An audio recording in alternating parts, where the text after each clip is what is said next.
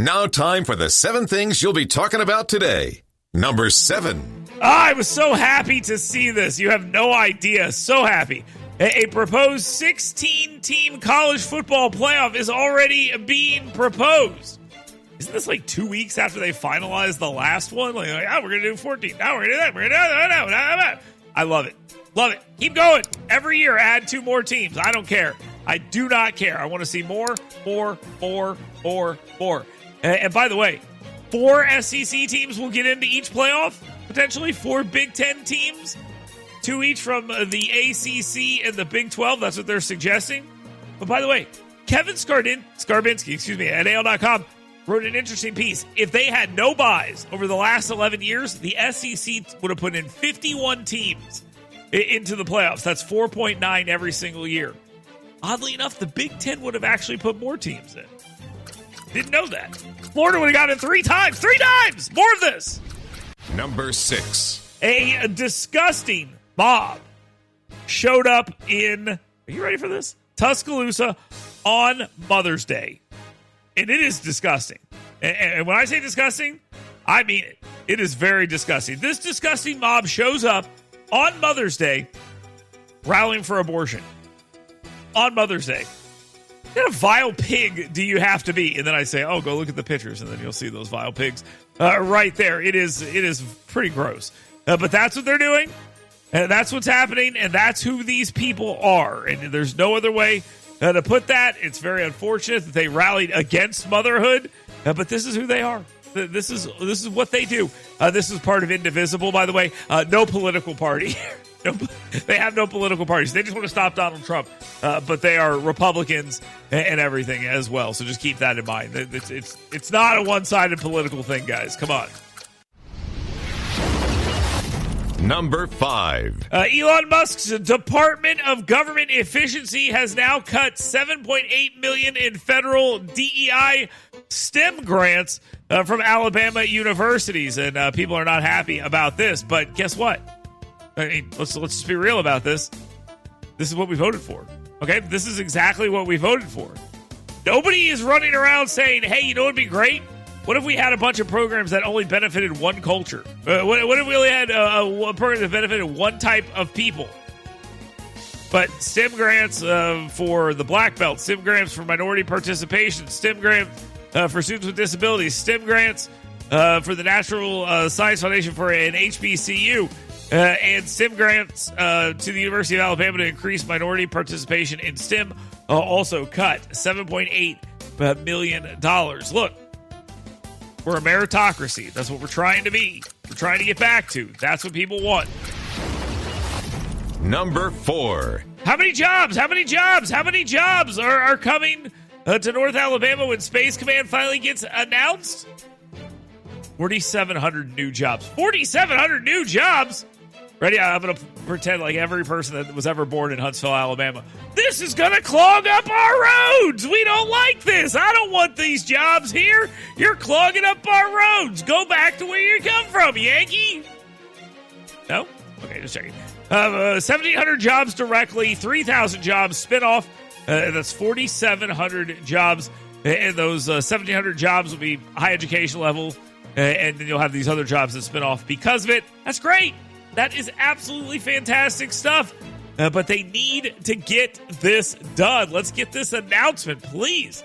They're going to vote on the Air Force Secretary of the United States Senate later this week. And then they will have an answer. And this will finally start moving forward. And I love it. Number 3.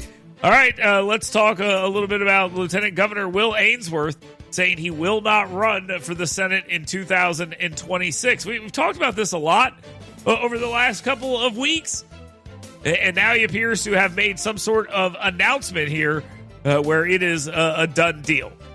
Monday, during a speech to the Tennessee Valley Republican Club, he said, look, that I'm basically ruling that out. I know a lot of you are probably going to ask about my future. I will say this. I don't have any interest in running for the Senate. I will say that. I pretty much have ruled that out. Wait a second. Wait a second. Hold on. He's pretty much ruled it out? That's just making sure I get that right. He pretty much ruled it out. You know what that means? mean, there's still a chance. I mean, he just saying he's pretty much ruled it out, leaving that little bit of wiggle room. You heard it here first. He's wiggling. Number 2. This is not the number 2 thing, but I skipped this because I'm very unprofessional and bad at my job. U.S. Representative Terry Sewell, Democrat of Birmingham, very upset right now. Why? Well, because President Donald Trump has fired the Librarian of Congress. Does she need something to do? Somebody get her a PlayStation or something. What is going on here? Terry Sewell is playing the race card against President Donald Trump for, quote, trying to whitewash our history, end quote, by firing the Librarian of Congress, Carla Hayden. Hayden was terminated via email on May 8th. She was let go 1 year before her term was set to expire. The following day, they laid out why they made the decision at the White House. Quote, we felt she did not fit the needs of the American people. They were quite concerning the things she had done at the Library of Congress in pursuit of DEI and putting inappropriate books in the library for children. How many people are going to lose their jobs over wanting to show children penises? What's wrong with you guys? Stop losing your jobs over this, dum-dums. Time for the number 1 thing you'll be talking about today. All right, here's an interesting thing. The stock market boomed yesterday, and that's not the interesting thing.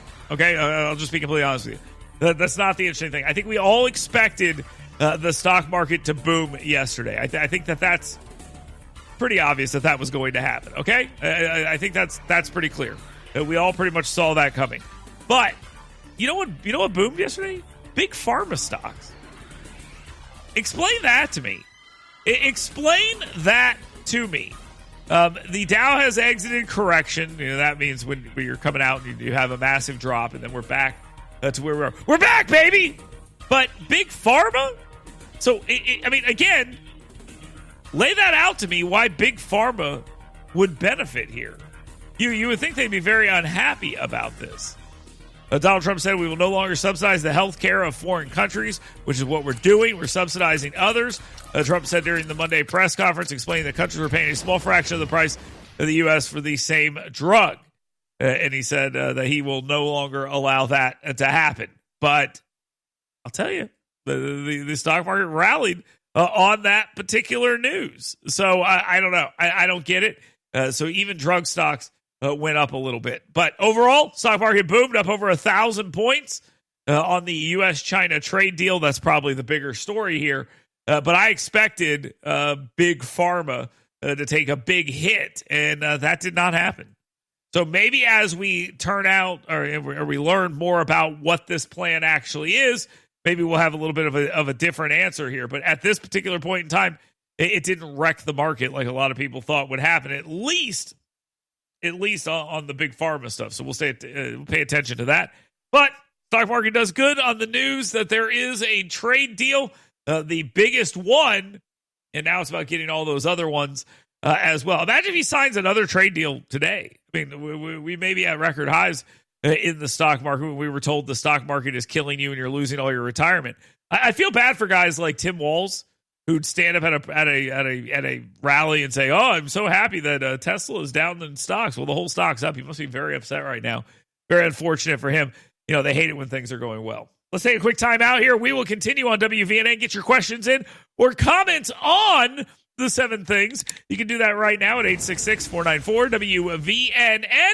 That's one way to jump in here on the scoutpestcontrol.com WVNN hot take text line. Call in, same numbers there, or email me. You've got mail. Dale at WVNN.com. That's one way to jump in here and participate. That is the downtownrescuemission.org email inbox. Let us know what you're thinking about. Did the Librarian of Congress need to stay so she could show children penises? I don't think so. But, to each his own. Terry Sewell has a different opinion. Let's take a time out. Get WVNN's Dale Jackson 7 things you should be talking about today, right in your email box every morning. Go to yellowhammernews.com and sign up today.